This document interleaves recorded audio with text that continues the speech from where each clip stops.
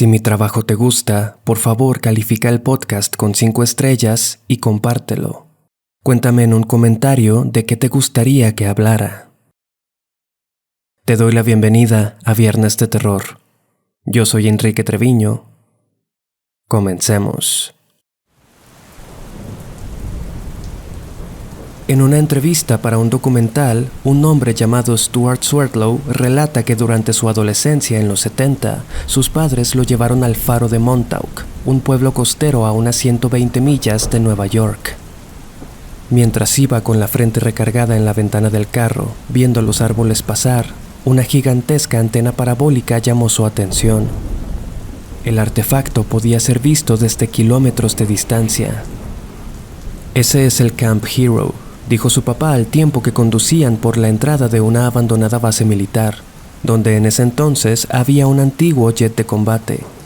Por alguna razón, Stuart pensó, yo sé lo que hay ahí dentro. Relata que no se explica cómo, pero al pasar por ahí tuvo recuerdos de haber estado en el interior de esas instalaciones, haber habitado ahí dentro, y más aún, ser sujeto de pruebas de crueles experimentos. Stuart cuenta que no tiene memorias felices de su infancia, que desde una edad muy temprana la depresión y una tristeza constante dominaban su vida, al grado de querer terminarla. De acuerdo con su historia, cuando era pequeño y hasta la adolescencia, fue víctima de numerosas abducciones alienígenas, las cuales describe con detalles muy interesantes. Una típica experiencia de abducción, cuenta, comenzaba con sombras extrañas que aparecían por los muros de su habitación. Las persianas metálicas de su ventana comenzaban a vibrar y tenía la absoluta certeza de estar siendo observado. De algún modo, sabía que algo iba a suceder y no había forma de evitarlo. Lo que seguía era una parálisis absoluta del cuello hacia abajo. No podía mover más que los ojos y un poco la cabeza. Después, sentía cómo su cuerpo levitaba y era conducido hacia afuera por la ventana. De repente, se encontraba desnudo, recostado en una mesa. Sentía sus brazos y piernas adheridas a la superficie, completamente inmovilizado. Estaba rodeado por seres de apariencia alienígena. Según cuenta, a veces eran altos, otras eran más bajos. De lo único que está seguro es que no eran humanos. Sentía entonces los artefactos que usaban en su cuerpo, pinchazos con agujas, presión, sondas, incluso llegó a sentir una mano dentro de él, tocando sus órganos. Todo esto mientras una intensa luz sobre su rostro nublaba casi por completo su visión. Stuart asegura que estos seres eran parte de la raza alienígena de los grises, una especie, según sus palabras, creada artificialmente para abducir a las personas y que no son más que fetos humanos aumentados de tamaño. Parálisis, miedo y dolor eran las tres constantes de estas experiencias que comparte, añadiendo que a pesar de que se sentían como horas o días, incluso semanas, era devuelto a su habitación apenas minutos o segundos después de su rapto. Escuchar estas historias es bastante interesante en mi opinión, tanto para escépticos como creyentes. Stuart Swerdlow clama haber formado parte del proyecto Montauk durante los 70, y junto con otros individuos que aseguran también haber estado involucrados, dice que el gobierno tenía trato directo con extraterrestres. Pero antes de entrar en ese tema, veamos un poco de contexto. Como ya mencionamos antes, Montauk es una pequeña localidad al norte de Estados Unidos, un pueblo pesquero que ha estado lleno de misterios desde hace ya mucho tiempo. Durante la Segunda Guerra Mundial, temiendo una invasión por el Atlántico, el ejército norteamericano instaló una base ahí en 1942, conocida como Fort Hero, posteriormente Camp Hero. Su característica más notoria era la enorme antena que se erigía a varios metros sobre los árboles. Una imponente efigie de 70 toneladas, que dice la versión oficial, era utilizada para captar transmisiones enemigas. Tras el final de la guerra, la base quedó sin utilizar por varios años supuestamente. Aquí debemos mencionar una serie de sucesos que muchos aseguran están ligados al proyecto Montauk. Verás, El 28 de octubre de 1943, el ejército de Estados Unidos trabajaba en el experimento Filadelfia, en el que trataban de hacer un navío de batalla indetectable para los radares enemigos. Este en sí es un tema bastante extenso, pero se supone que el barco no solo desapareció ante la vista de los trabajadores, sino que fue teletransportado por accidente a 600 kilómetros y luego volvió al mismo sitio. Esto ha sido desmentido en varias ocasiones, pero muchos aseguran que realmente ocurrió. Se supone que cuando la guerra terminó, los sobrevivientes del experimento Filadelfia se reunieron durante los años 50 con el fin de reanudar sus investigaciones sobre el blindaje electromagnético. Bajo el nombre de Proyecto Phoenix, los trabajos comenzarían en el Laboratorio Nacional de Brookhaven, en Long Island, Nueva York. Sin embargo, el equipo requería de una antena de radar de tamaño considerable. No muy lejos de ahí, en un lugar llamado Montauk, había una antigua base militar en desuso y que contaba con una antena de las dimensiones perfectas para el proyecto. Los investigadores se movilizaron entonces y se instalaron allá, donde comienza esta tétrica teoría de conspiración. La información accesible sobre el proyecto Montauk es algo escasa y en algunas ocasiones contradictoria. Aún así, trataré de darle un sentido temporal lo más claro posible. Bajo las sombrías tensiones de la Guerra Fría, el gobierno de Estados Unidos puso en marcha la operación Paperclip, que duró de 1945 a 1959. En este periodo, alrededor de 1.600 ciudadanos alemanes fueron trasladados a Estados Unidos. Este grupo estaba conformado por científicos, ingenieros y técnicos de muchas ramas. La gran mayoría había pertenecido o trabajado para las investigaciones del Partido Nacional Socialista, pero habían evitado los juicios de Nuremberg. Aún así, sufrían riesgo de persecución. Los norteamericanos entonces les ofrecieron su libertad si accedían a trabajar para ellos en América. Pues bien, todas estas personas estuvieron involucradas en el proyecto Phoenix, que durante casi 2 décadas tuvo sus instalaciones, como ya mencionamos, en Brookhaven, para moverse entonces a Montauk a principios de los 70. A partir de ese momento, la investigación daría un giro siniestro con el inicio del programa Montauk Boys. Montauk es un pueblo pequeño. En ese entonces no atraía demasiado a turistas y estaba apartado de las grandes ciudades. Esa pequeña localidad pesquera sería el escenario ideal para llevar a cabo sus macabros planes. A principios de los 70, una serie de inexplicables desapariciones se dio lugar en el pueblo, y esta teoría plantea que los desaparecidos eran llevados a la fuerza a Camp Hero para ser conejillos de indias. Los perfiles eran bastante específicos: jóvenes varones casi nunca mayores a 16 años con problemas de actitud, que escapaban de casa, huérfanos o consumidores de sustancias, personas cuya ausencia no levantaría sospechas hacia el gobierno. Es aquí cuando entra a la historia Preston Nichols, un hombre que afirma haber sido parte de los encargados del proyecto Montauk. En libros y entrevistas, Nichols ha declarado que entonces estudiaban las posibilidades del control mental, así como la teletransportación e incluso los viajes en el tiempo. Según relata, el proyecto tuvo que ser trasladado a Montauk, ya que el Congreso no estaba del todo de acuerdo con los experimentos que realizaban. Por eso necesitaban una locación secreta. Entre las declaraciones de Nichols destaca el hecho de que, según él, la tecnología con la que contamos hoy en día nos fue otorgada por entidades alienígenas. Lo justifica diciendo que la evolución tecnológica había seguido una línea casi inmutable hasta principios de los 50, cuando de repente se disparó hacia arriba, cosa que no parece ser natural.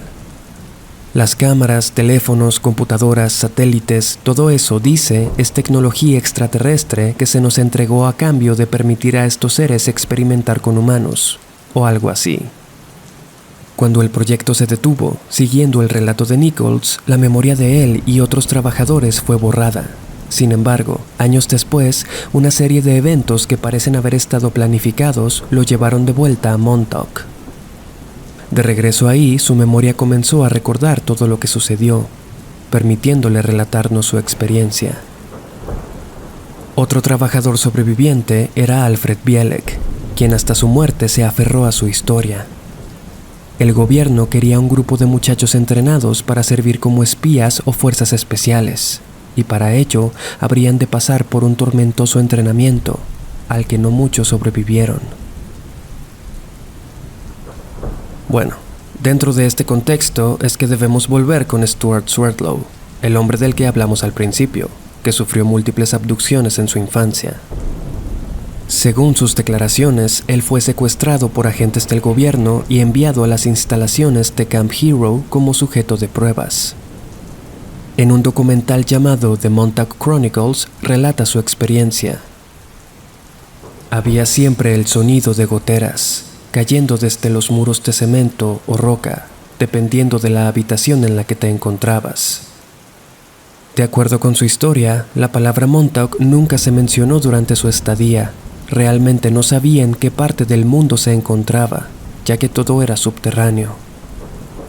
A veces te metían en un cuarto de cemento en el que entraba alguien y te golpeaba con un palo de madera o con una vara de metal. Swerdlow relata que los encargados de hacer esto eran siempre diferentes. Jamás fue golpeado por la misma persona 2 veces, esto con el fin de evitar que tanto él como el atacante desarrollaran cualquier tipo de relación. Sumado a esto, la apariencia de las personas que lo atormentaban era tan variada como podía ser.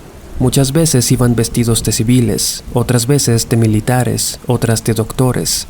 La única constante es que todos eran hombres, jamás una mujer.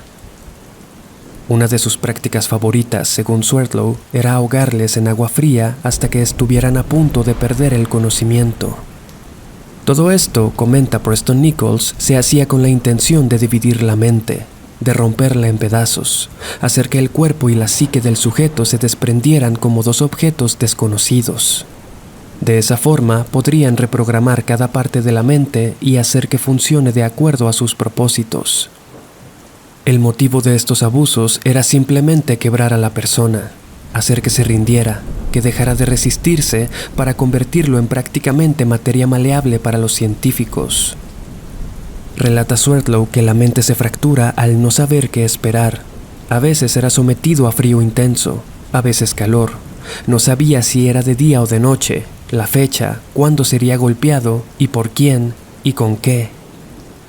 Cuando fragmentas la personalidad en muchas piezas, continúa, puedes tomar una de esas piezas y programarla como una subpersonalidad, un comportamiento no conectado del todo a tu núcleo central. Luego de esto asignan un código con el cual esa subpersonalidad se activa. Tras estos abusos, cuando estaba débil y desorientado, Swerdlow era trasladado por lo que enfatiza eran programadores a una sala de experimentos. Ahí lo inmovilizaban en una mesa. Había una serie de luces intensas sobre él, y parte de la investigación consistía en hacer que entidades astrales entraran a su cuerpo para controlarlo. Sentía artefactos en la cabeza, un fuerte olor a químicos y luego voces que no estaban fuera, sino dentro de su cabeza. Todo esto ocurría mientras la gente de Montauk hacía su vida normalmente, ignorando que muy cerca de ellos, si no es que debajo de sus mismos pies, un macabro experimento tomaba lugar. Las desapariciones de jóvenes iban en aumento.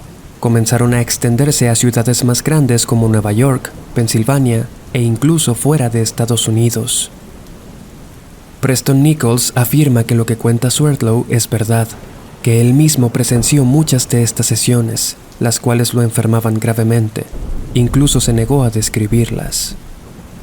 Los sujetos aquí sufrían tanto como presenciaban todo tipo de atrocidades. Veían a gente y animales morir.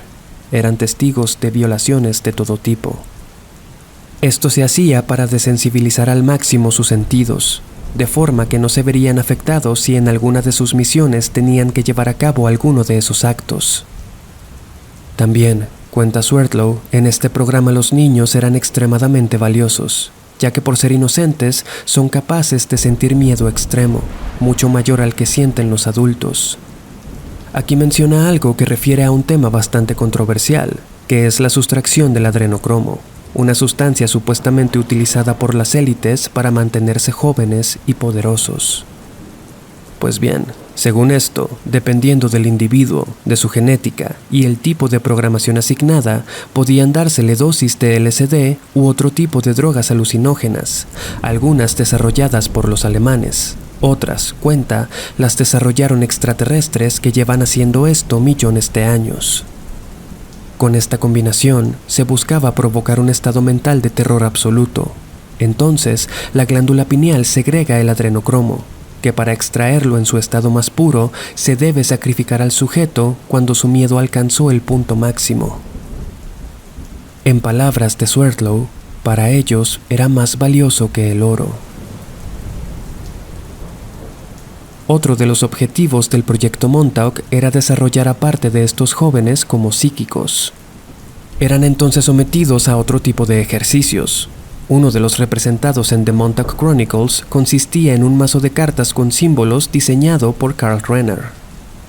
Círculo, cruz, estrella, ondas. Cada carta tenía una ilustración distinta y su objetivo era empujar la mente del sujeto más allá de la memoria ordinaria.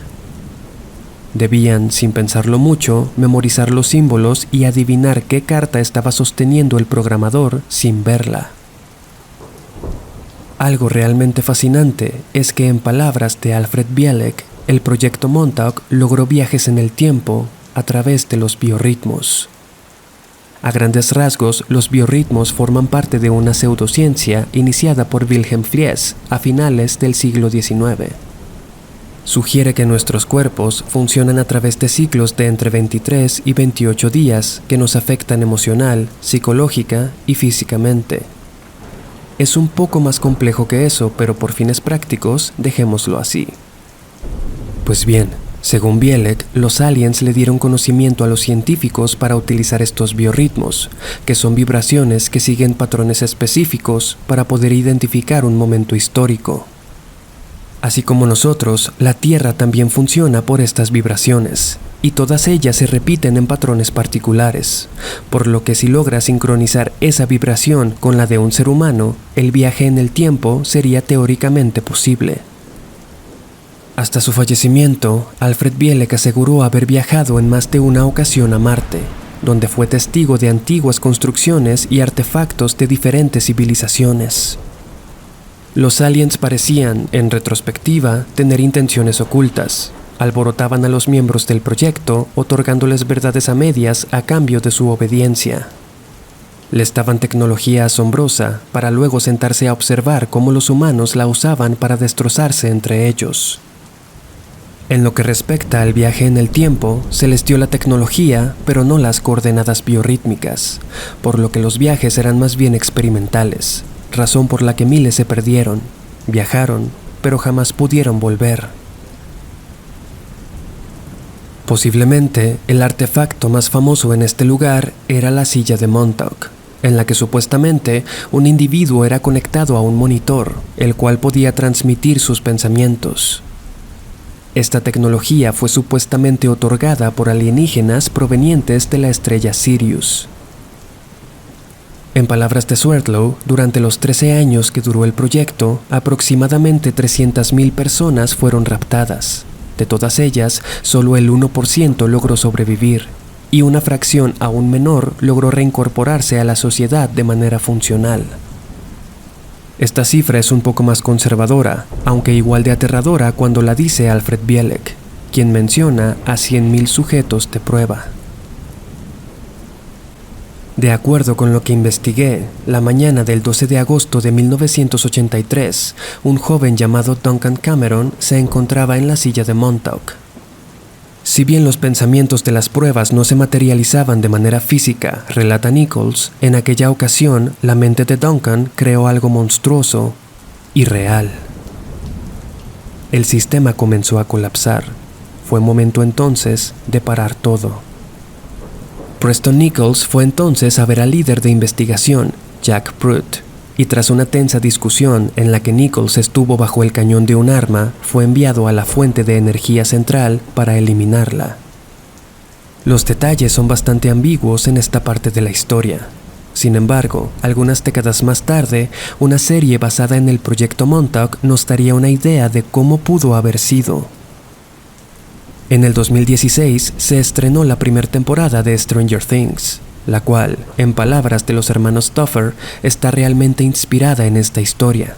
El título original incluía, de hecho, el nombre Montauk. El 15 de marzo de 1995 se celebró una audiencia pública en Washington con respecto a los documentos desclasificados del proyecto MK Ultra. Ahí, gente como Christy Nicola testificó haber sido parte de las pruebas de este proyecto, el cual tenía como objetivo el control mental. Ella y otros niños fueron sujetos a estos experimentos de manera secreta. Durante los años 30, el gobierno de Estados Unidos inyectó de manera forzosa a cerca de 400 afroamericanos con sífilis, esto para ver el avance de la enfermedad en la búsqueda de una cura. Hicieron lo mismo en Guatemala durante los años 40. No intervenían en los pacientes de ninguna forma, a pesar de que ya había medicamentos que ayudaban a controlar la enfermedad. Seamos escépticos o no, lo cierto es que los gobiernos son capaces de hacer cosas verdaderamente escalofriantes en nombre de la investigación para la guerra. Poco se sabe realmente del proyecto Montauk y su veracidad. Si bien cuenta con varios elementos que pueden llegar incluso a sonar absurdos, lo cierto es que la realidad es mucho más aterradora que la ficción.